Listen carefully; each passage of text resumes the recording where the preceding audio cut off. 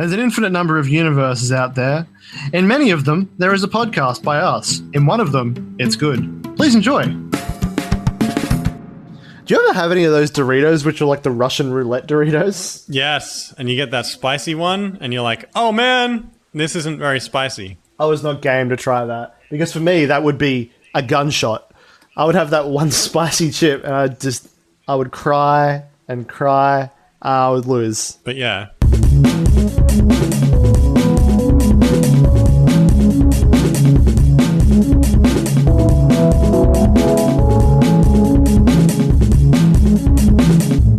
Hello and welcome to But Yeah with Aemyn and Zeb. I'm Aemyn. I'm Zeb. And this week is a very special week on the show.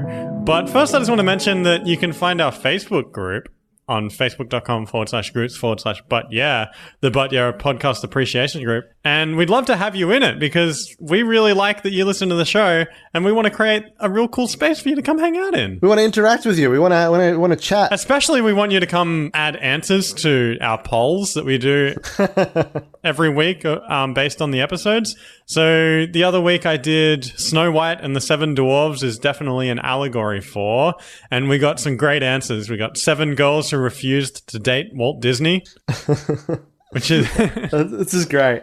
It's great because it's like he share housed with these 7 beautiful girls and they saw him as an old man. So he depicted them as 7 ugly dwarves and I guess himself as a beautiful woman.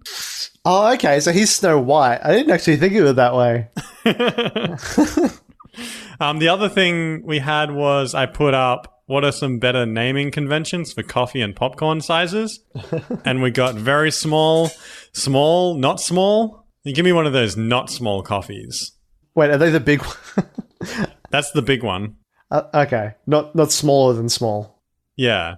The other one is my small espresso acquaintance, my very strong and sweet friend, the latte, and my muscle-bound behemoth of a lover, the triple shot cappuccino. I just love these responses to the polls, and at some point someone else will start making them for me. Basically, it's just really cool to see people one-up our jokes. Yeah, like I always put 2 like lazy options in there. I always feel like we're pretty funny, but everyone else seems to be way funnier when they put their things in. I'm like, this is way better.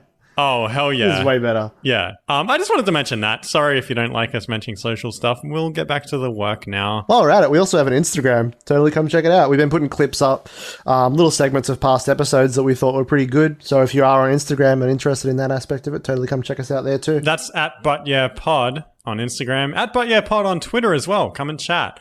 Anyway, it's on to the serious work now. It's a somber and serious day. I know usually we take a fun and whimsical approach to our days, but this one, it's quite serious. You know, I spent a lot of time researching for this day. I don't know if we can pay it the respect that it deserves. We'll give it our best go, though. I'm really worried that we're going to offend someone with what this day is. I feel like it's going to be very fact-focused, but we'll see how it goes. Yeah. So 5th of March is Cheese Doodle Day.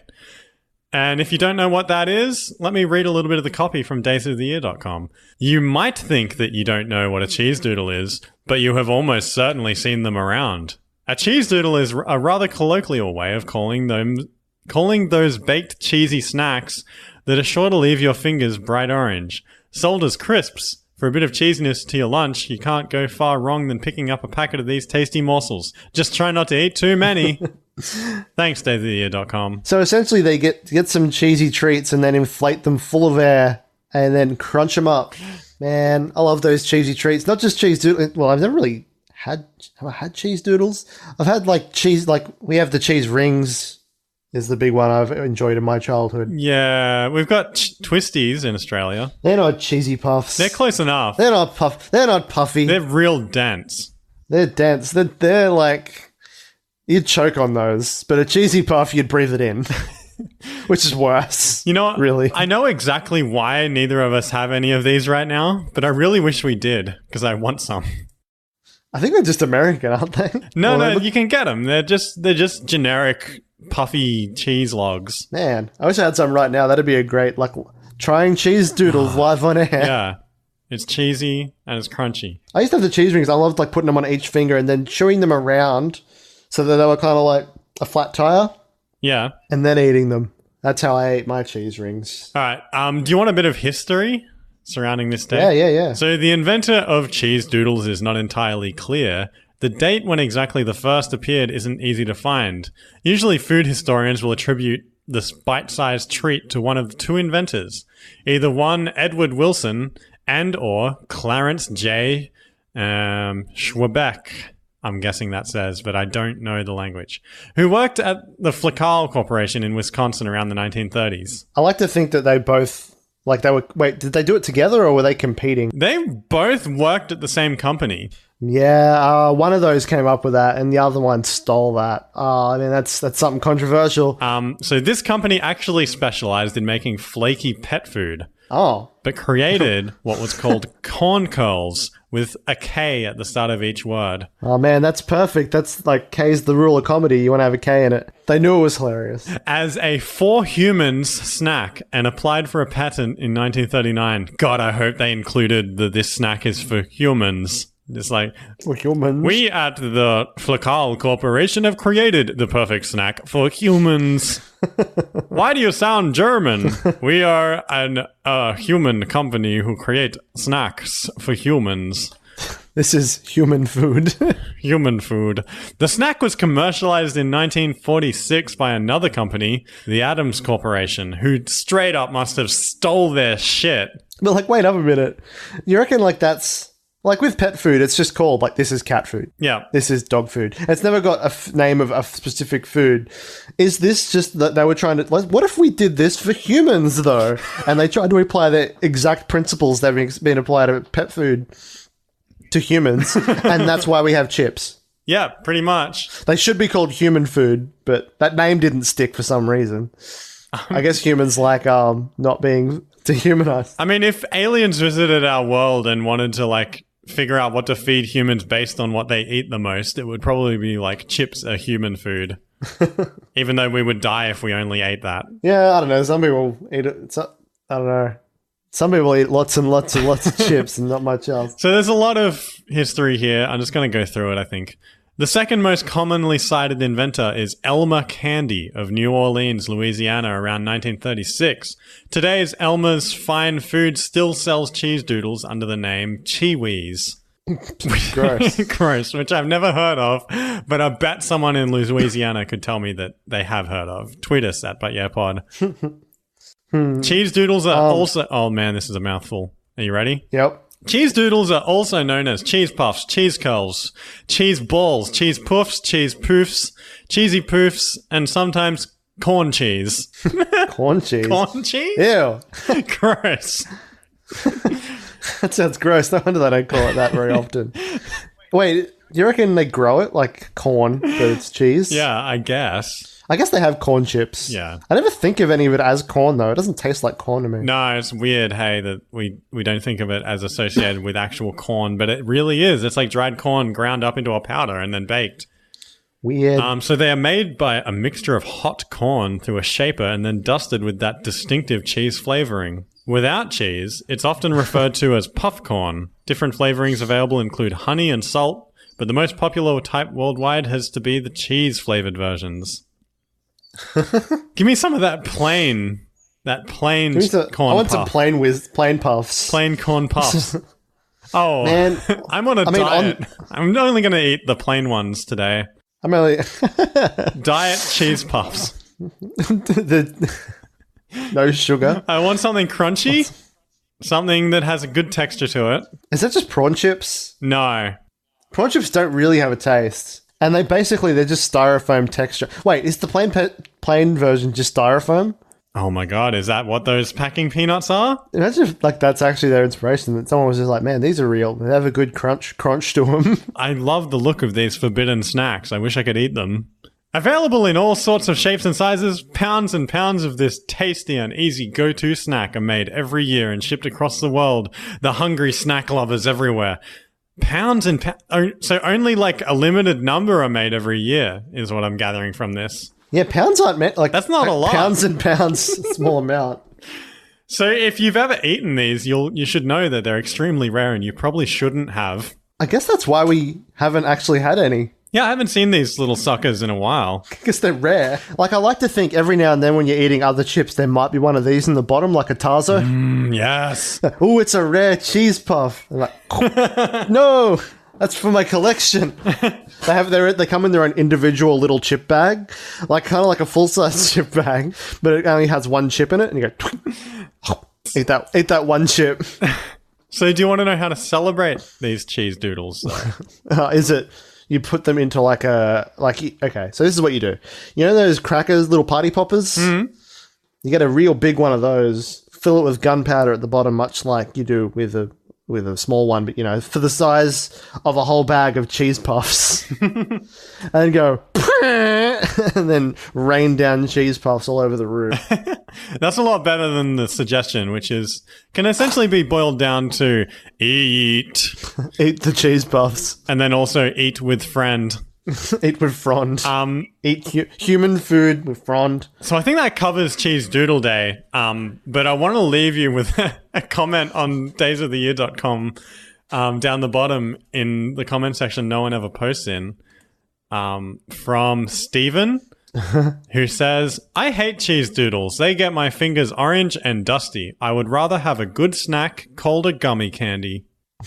But gummy candy makes your hands all sticky. To be clear, he's not having a gummy candy. He's having a good snack that he calls a gummy candy. Okay. Which could be anything. I don't think he's solved that problem. I think he's still in crisis wherever he is. So I was at the office supplies shop today, and they get those little page turning, like the rubbers that you put on the end of your fingers so you can turn pages more efficiently. Yeah. He needs those for any snacking. Ah, right. Or just gloves, I guess. Probably just the simpler, more efficient one. These are my cheese gloves. But I like the idea of little finger taps. Yeah. Covers. Well, what you do finger is condoms. No. You get cotton gloves, and you just use the same ones every time, and they just get more orange and orange over time. Yeah, then you lick them. Yeah. And then, like, they're their own treat. I don't know. Cheese puffs are great. What would be a better flavor, though? Like, cheese is good. I mean, it's very hard to top cheese. There's no denying cheese is objectively the best flavor. But, like, so cheese is something that I put with every food.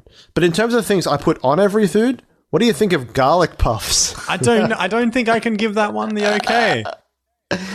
What if, but just that little, like, not a strong garlicky puffs, but it's like the kind of chips, the snack for your regular vampire hunter. You want to have that garlicky exposure at all times. Okay, look, garlic is fine, but if we can get our good friend the tomato attached to the project, I think we can really create something special here where we have that we keep a bit of the cheese flavor in there, we get some of that garlic in there, and we get our friend tomato powder, and there we have is pizza puffs. Ooh. These have a great crunch to them. You're going to love them. They're not at all moist though, right? They're still dry and puff, like airy, right? Oh, they still got that crunch. They still got that crunch to them, right? They have a crunchy outer shell, and on the inside, you got this delicious mozzarella cheese.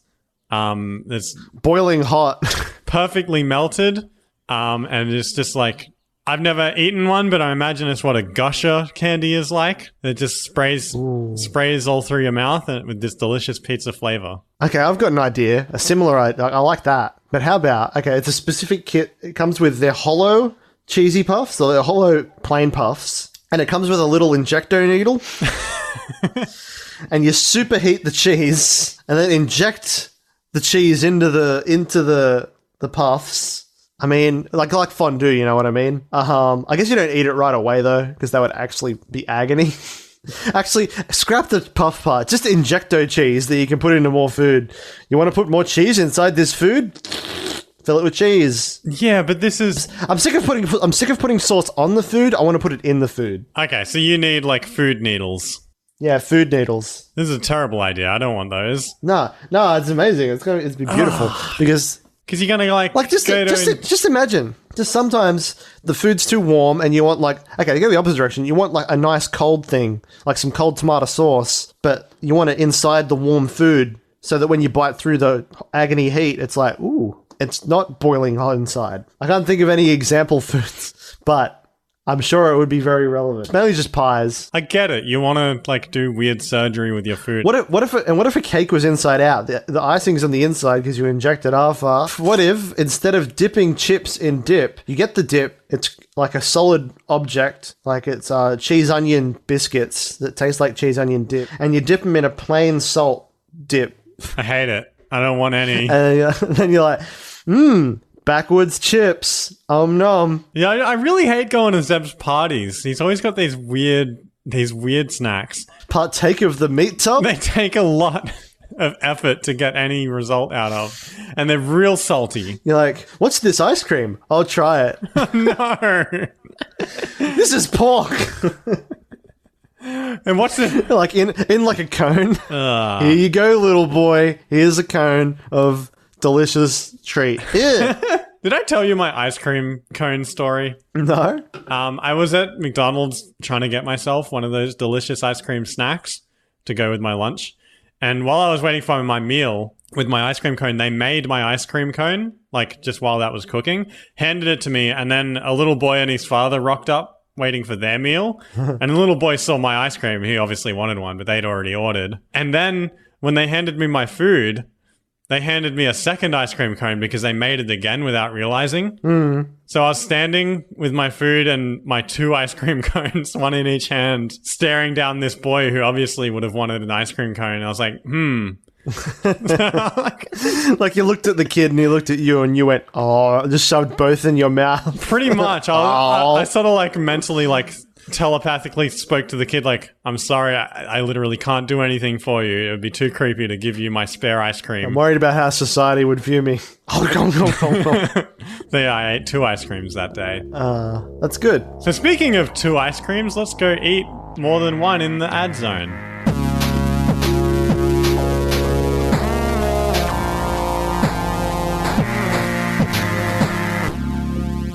Has this ever happened to you? Ooh, time for some tasty chip. Oh no! The chips are everywhere now. They scattered to every corner of the room. There's no way I could possibly find all, if any, of these chips. Sounds like you need... one giant chip in a bag. Presenting one big chip in a bag from the Adams Corporation. You thought we were gone? We're still here.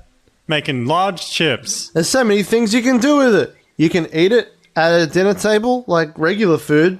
You can eat it slowly, crunching away. Or you can play a sweet game of football. Take the ball, Billy.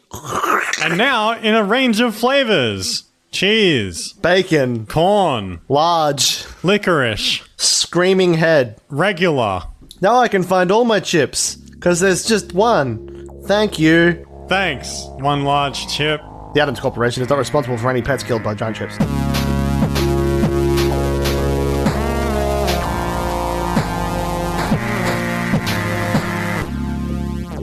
Alright, well, we're back. What did you do on your break, Aemyn? I went and I just dived into this big pool full of chips that I have. But I sank to the bottom because they were cheese doodles and they're real full of air. And by the time I crawled out, I was like the orange guy out of a movie I can't remember the name of. Like the Orange Man group, the band? No, not like that. More like the Thing out of the first Fantastic Four movie. Like real lumpy as well. Yeah, because if you remember the special effects from that, like, yeah, this was back when to get like a horse, you had to tape a bunch of cats together.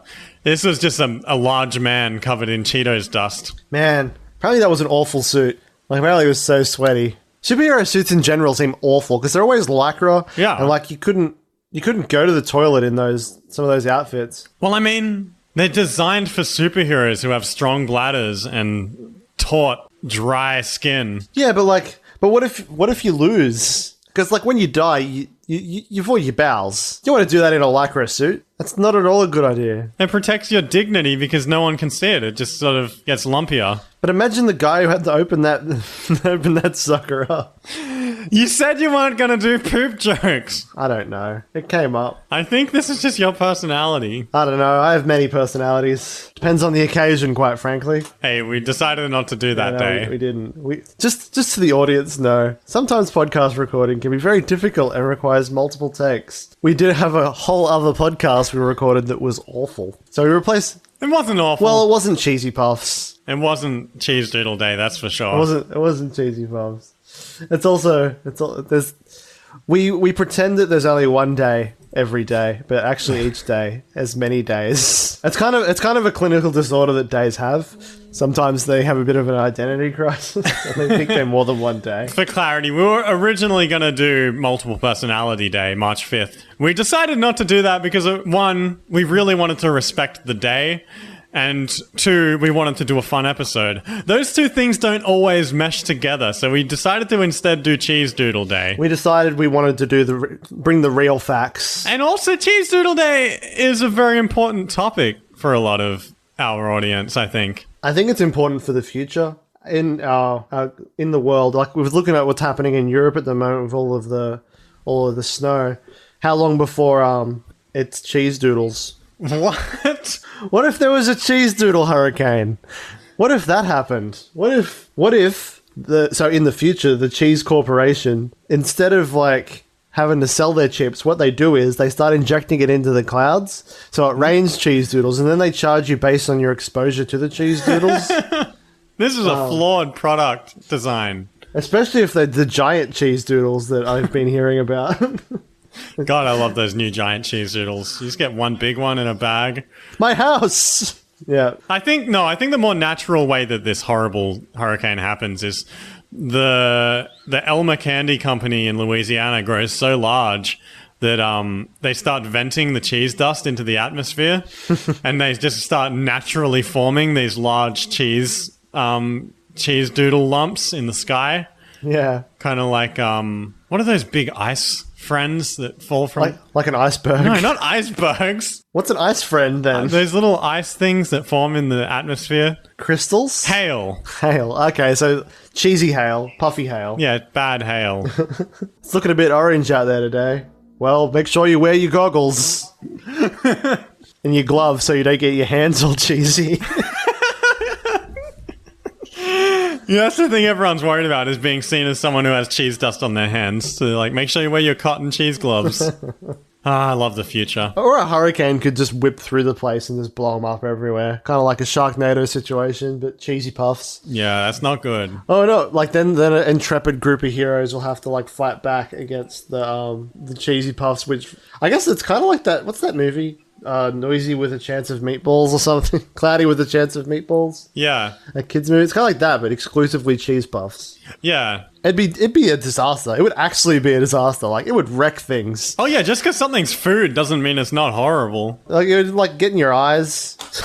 I mean, like, everything would taste like cheese. Yeah. It's horrible. Imagine if it wasn't, they were trialing a new flavor, like bacon or garlic. Oh no, the garlic puffs are everywhere.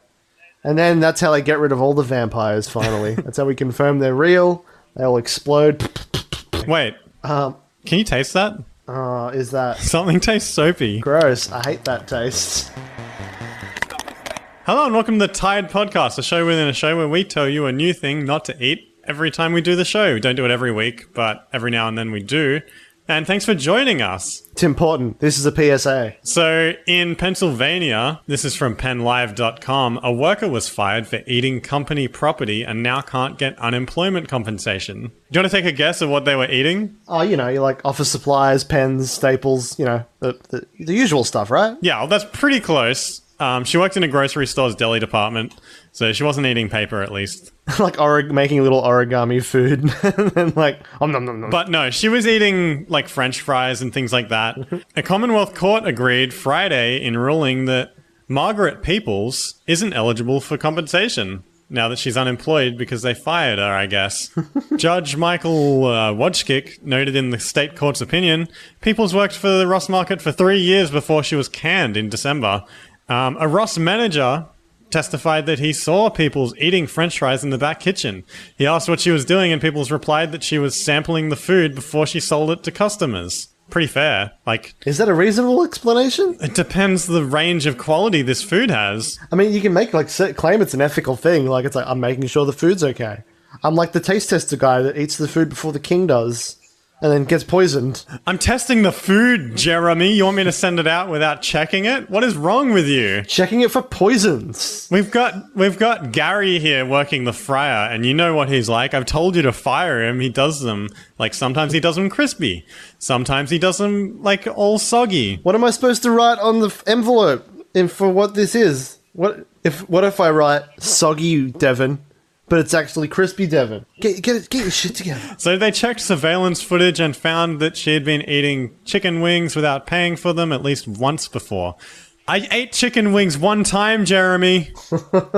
So, like, she ate some... So, like, the gist of this is she ate some Devon and they got rid of her. She ate bits and pieces of food. Another store official said she saw surveillance footage of Peoples eating pepperoni and cheese out of the deli case. Another note was that Peoples insisted she only tasted food from the deli so she could answer questions from customers. She never said she received any directive not to do so and insisted sampling food was a common practice in her department. I never got told I can't do it. I think I'm on this person's side.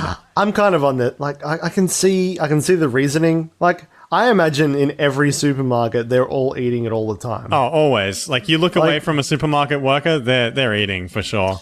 No matter what section it is, they're like eating some cheesy puffs. Like, you know those snacks at the checkout aisle? You got to know they're cracking open those babies when you're not looking. Eating those chocolates. I often find that bread bags are a few bread slices short. Because I know what it is. I know why this is happening. I don't mind so much. We get through a whole loaf of bread. Yeah, so that's the trick. If you only eat 1 or 2 slices from each bag, then no one will ever know. But if we all eat from the same bag, Susan, someone's going to find out. Stop picking the one that I ate out of. Don't abuse it. Don't abuse the system, Susan. Take 1 or 2 pieces and move on. Only abuse it a little. See, I think I'm on her side, but in the case of advice from the Tide podcast, I'm going to have to say don't eat office supplies. Whether it's food, whether it's paper. Don't eat the products that you're there. Don't eat... that you're selling. Please don't... Art. Don't eat that stuff. Art. Unless your manager is directly telling you got to eat it, or that you can eat it. Probably don't eat it. Eat it now, in front of me. More. More chewing. This is your job now. Just eat all of it. That's the punishment. You eat 1 piece of Devon, eat all the Devon. Sit in front of the Devon squeegee machine that squeezes out the Devon rolls. It's like kind of like Homer eating the donuts, but Devon. So yeah, don't eat office supplies or company property unless you're told to.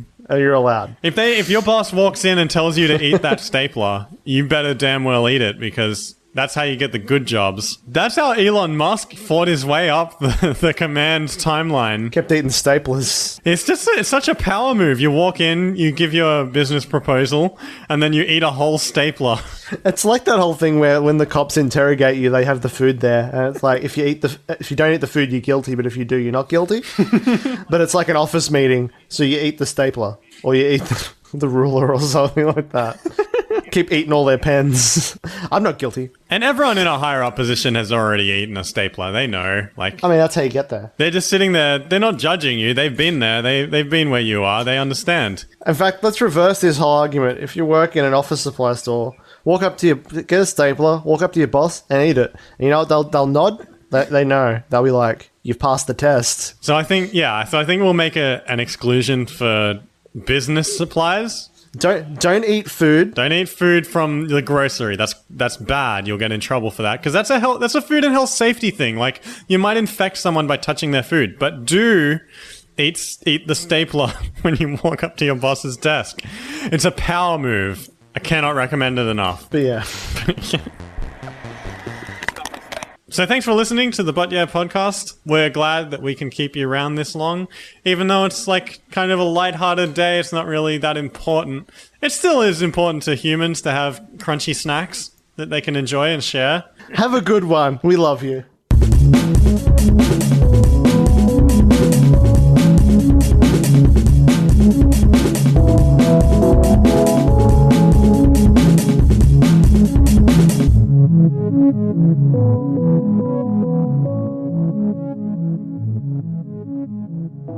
You can find us on Twitter at ButYeahPod. You can also find us on Instagram at the same thing, at ButYeahPod. Zeb's been doing a lot of work on there to get that going. Especially, though, we really want you to get into our Facebook group, which is facebook.com/groups/ButYeah, because I think that's really where the fun can be had with polls that you can add things to. And that's just where, like, things are set up the most for having a cool, fun time. It's called the But Yeah Podcast Appreciation Group. We're considering changing that name, but we'll let you know. We're glad that we could keep you around. Thanks for listening. Have a good. Bye.